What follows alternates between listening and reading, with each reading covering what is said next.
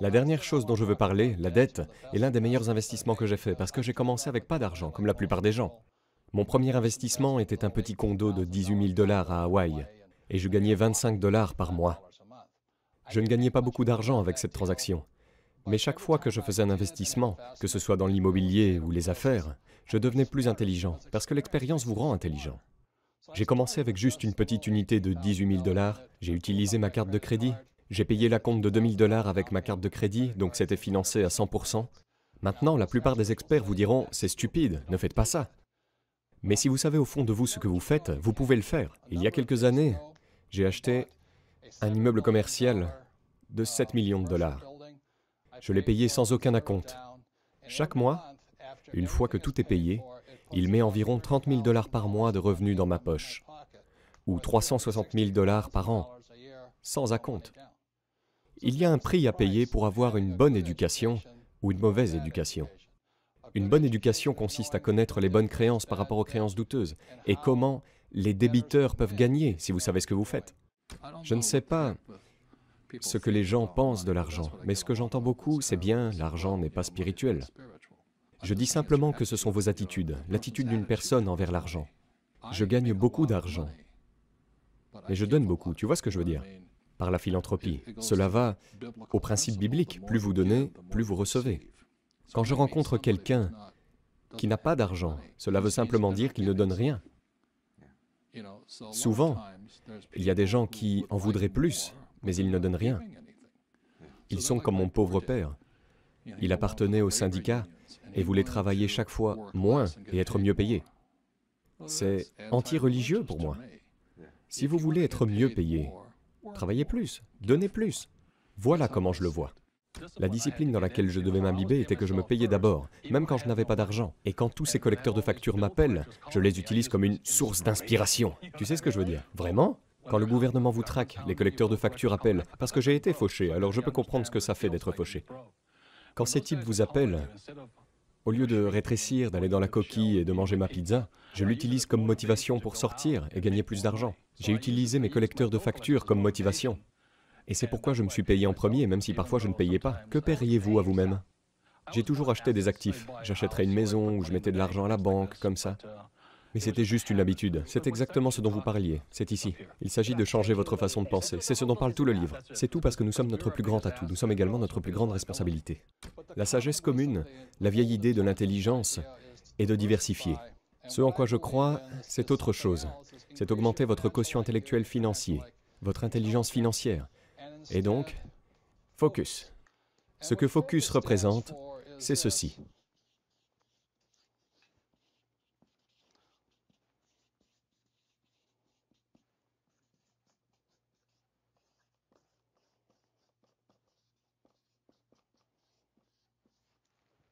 Focus est de suivre un cours jusqu'à ce que vous réussissiez. C'est ce que j'ai fait en 1973. Je me suis inscrit à mon premier cours sur l'investissement réel. Et je l'ai fait, et je l'ai fait, et je l'ai fait. J'ai acheté cette petite place à 18 000 $ et je l'ai réaménagée. Je l'ai fait encore une fois, et je l'ai fait encore une fois, jusqu'au point où je l'ai compris. Ensuite, je suis devenu entrepreneur. Je l'ai fait, je l'ai fait, et je l'ai fait. J'apprends toujours, et j'apprends toujours sur l'immobilier. En 1966, je me suis lancé dans le pétrole quand je suis allé travailler pour la Standard Oil Company. Aujourd'hui, je me concentre toujours sur cela. J'investis dans le pétrole et le pétrole. Et je ne me diversifie pas. Cela ne veut pas dire que je ne perds pas. Parfois je perds, parfois je fais des erreurs. Mais je n'achète tout simplement pas le bien avec tout le mal. Si vous voulez réussir en tant qu'investisseur, la diversification est bonne pour l'investisseur moyen. Si c'est ce que vous voulez être, alors il y a une belle vie. Ce que je préfère faire, c'est pouvoir connaître les bons des mauvais, les bons investissements des mauvais investissements, les bons conseillers des mauvais conseillers, ce qui est bon pour moi et ce qui n'est pas bon pour vous. Car ce que je fais, ce n'est pas nécessairement ce qui fonctionnera pour vous, et vice-versa ici. C'est pourquoi je pense vraiment qu'au lieu de diversifier, les nouvelles règles de l'argent disent de suivre un cours jusqu'à ce que vous réussissiez, puis de continuer à le faire, car une fois que vous avez trouvé le moyen de réussir, vous pouvez le faire encore et encore. Le problème, c'est que les économies augmentent, les économies s'effondrent, nous pourrions entrer dans une dépression dans le monde entier. Comme je l'ai dit, la France est en très gros problème. L'Allemagne va bien, l'Angleterre est en grande difficulté, la Chine est en difficulté. Si nous acceptons cela, nous entrons dans une dépression mondiale, et cela pourrait prendre 10 ans. Pendant ces périodes, c'est le meilleur moment. J'ai gagné plus d'argent au cours des 3 dernières années que jamais dans ma vie. J'ai acheté 5 terrains de golf l'année dernière grâce à une banque. C'est impressionnant, oui. Eh bien, la banque, oui, et Donald en a acheté 10. Il les donne. Personne ne me l'a dit. Oui, mais il faut savoir comment les faire fonctionner. Vous devez être un entrepreneur. Les banques vous appellent juste et elles disent « il y a eu cela ». C'était 5. C'était 5 terrains de golf et un hôtel. Dans les États? En Arizona, oui, la Mecque du golf. Cette société japonaise l'avait et ils m'ont demandé si je voulais l'acheter. Il y a environ 5 ans, pour 260 millions. J'ai dit « cela n'a pas de sens. Cela n'a pas de sens à 260 millions. » Ils m'ont dit que je ne savais pas ce que je faisais, ceci, cela, et j'ai dit « ok, au revoir ». Puis, il y a 1 an, en été, Citibank a appelé et a dit « vous voulez ces terrains de golf ?» Ils m'ont donné de l'argent pour les acheter. Juste pour rappeler, vers 1975, j'ai sorti ce produit. Nous réussissons extrêmement bien, mais nous manquions toujours d'argent. Plus nous réussissions, plus nous manquions d'argent. C'est alors que je suis allé voir mon père riche et j'ai essayé d'emprunter 100 000 $. Il m'a mâché. Il dit « Pourquoi investirais-je dans un produit stupide alors que vous avez une mauvaise affaire ?» C'est alors qu'il a commencé à m'apprendre le niveau suivant de ma formation en entrepreneuriat. Il ne s'agit pas du produit, il s'agit de concevoir une entreprise qui n'a pas besoin de moi pour continuer à lever des capitaux. En d'autres termes, comment concevez-vous une entreprise qui continue de lever des fonds automatiquement? Aujourd'hui, The Rich Dad Company est riche en liquidités. Les liquidités continuent d'affluer parce que la capacité de collecter des fonds en permanence a été conçue dans l'entreprise. Encore une fois, c'est le diagramme. C'est le triangle BI. Ce sont les 8 pièces qui composent une entreprise. Lorsqu'une entreprise souffre, souvent, c'est parce qu'il manque l'un de ces 8 éléments. Par exemple, plusieurs fois les gens disent « j'ai un excellent produit », mais leur système juridique est vraiment mauvais. Ou leurs systèmes de communication sont mauvais. Ou leur traitement interne des commandes est mauvais. Ou la fabrication est mauvaise. Ou la commercialisation est mauvaise. Ou ils ont une mauvaise gestion des flux de trésorerie. Une autre partie de votre quotient intellectuel financier est de savoir qu'il existe 3 types de revenus. Si vous voulez, disons, travailler dur, la plupart des gens travaillent dur pour gagner un salaire, et c'est pour cela que ces personnes travaillent. Le problème avec le salaire gagné en Amérique, votre taux d'imposition est d'environ 50%. Ou comme le dit Warren Buffett, c'est dommage que sa secrétaire paye un pourcentage d'impôt plus élevé que lui, même s'il gagne des milliards de dollars. Lorsque vous dites à un enfant « allez à l'école et trouve un emploi sûr et sûr », vous lui dites de travailler pour gagner un salaire, le pire type de revenu. Le deuxième type de revenu est le revenu de portefeuille. Et aujourd'hui, au moment où je vous parle, je vais essayer de changer cela. Il est d'environ 20% et le revenu du portefeuille est généralement appelé gain en capital. Si j'achète une action pour 10 $ et je la vends pour 50 $, les 40 $ sont taxés à 20%. Ou si j'achète une maison pour 100 000 et que je la vends pour 200 000, c'est un événement de type gain en capital, donc vous paierez un impôt moins élevé pour cela. Le troisième type de revenu, qui est le meilleur type de revenu, excusez-moi, je ne peux pas les plaire encore une fois, c'est le revenu passif. Ce sont des revenus qui arrivent régulièrement. L'une des raisons pour lesquelles je suis riche et que j'ai pu prendre ma retraite à un jeune âge est que j'ai travaillé dur pour obtenir un revenu passif, et non un revenu gagné. Je ne revends pas dans l'immobilier en général, pas de revenu de portefeuille, je ne revends pas les actions. Je veux un revenu passif.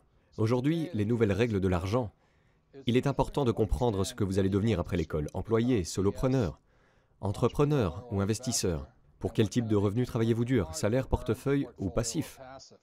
Si vous savez ce que vous faites, vous pouvez payer des impôts de 0% légalement. Et cela peut être fait partout dans le monde. Les gens disent « vous ne pouvez pas le faire dans mon pays ». Eh bien, ces gens ne peuvent le faire dans aucun pays.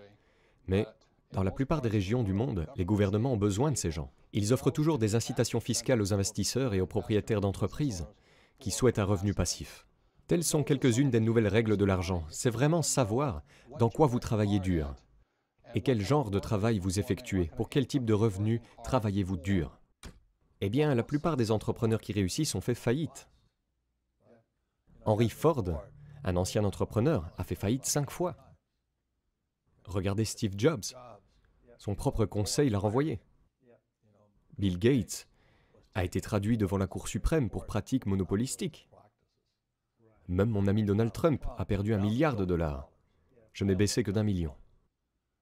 La personne moyenne a tellement peur de ses pertes qu'elle ne progresse jamais.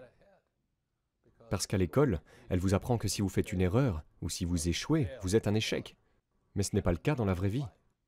Un bébé apprend à marcher en se levant et en tombant, en se levant et en tombant. Notre système scolaire vous punit pour vos erreurs. C'est pourquoi mon pauvre père, un universitaire, n'a pas réussi. Il était terrifié à l'idée de faire des erreurs. La clé de la collecte de fonds, c'est l'entreprise de Ken McElroy, il s'appelle MC Companies. L'entreprise de Ken McElroy consiste à acquérir des actifs. C'est pourquoi son entreprise s'enrichit de plus en plus. Chaque année, il ajoute probablement 1000 nouveaux appartements à son inventaire.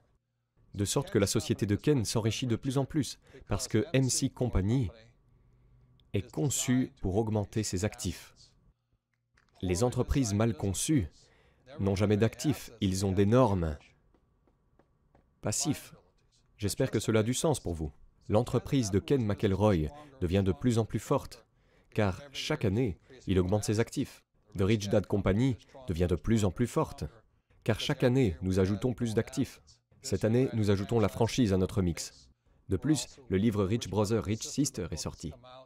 Nous sortons The Real Book of Real Estate, etc., etc. Tout le monde, sur ces produits, chaque année, continue d'envoyer de l'argent dans notre entreprise. C'est une idée d'entreprise bien conçue.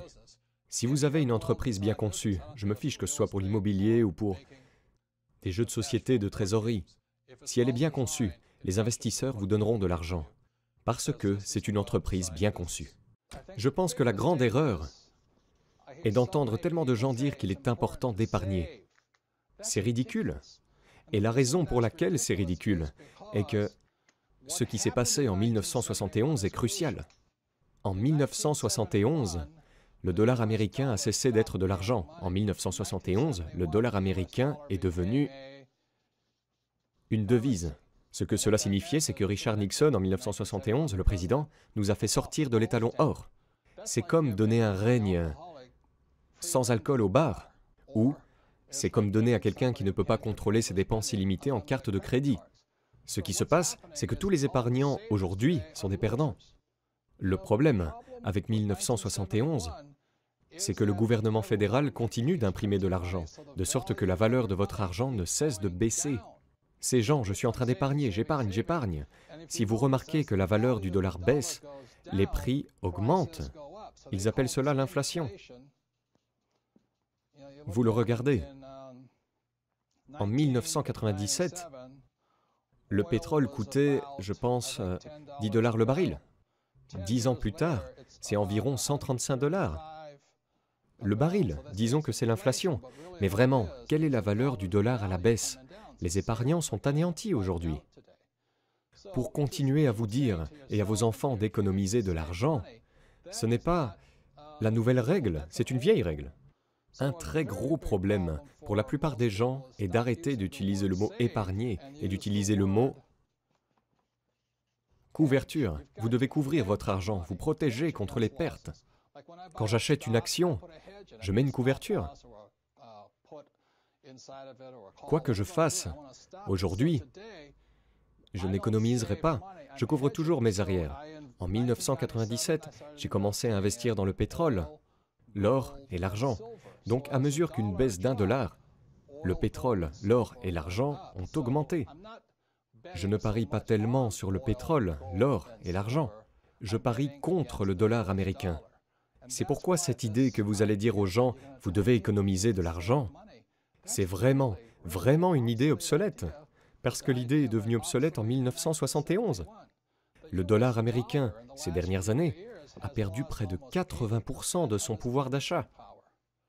La prédiction est, parce que cela s'est produit à travers l'histoire, cela s'est passé il y a des milliers d'années avec les Romains, avec les Grecs, avec les Allemands, avec les Anglais, les Japonais et les Chinois. Chaque fois qu'ils ont fait de l'argent une devise, quelque chose que vous pouvez imprimer de manière illimitée, à chaque fois que cela s'est produit, la devise est revenue à sa vraie valeur, qui est de 0. Je crains que, alors que cette volatilité économique se poursuit, les épargnants qui opèrent selon les anciennes règles de l'argent vont simplement être anéantis, parce que le pouvoir d'achat de leur dollar va baisser. Même si la banque vous paye des intérêts de 5% à 10%, vous ne pouvez pas suivre le rythme des banques qui impriment de l'argent. C'est la vieille règle de l'argent, c'est économiser de l'argent. La nouvelle règle est la couverture. Vous devez être capable de voir ce qui se passe alors que quelque chose d'autre arrive.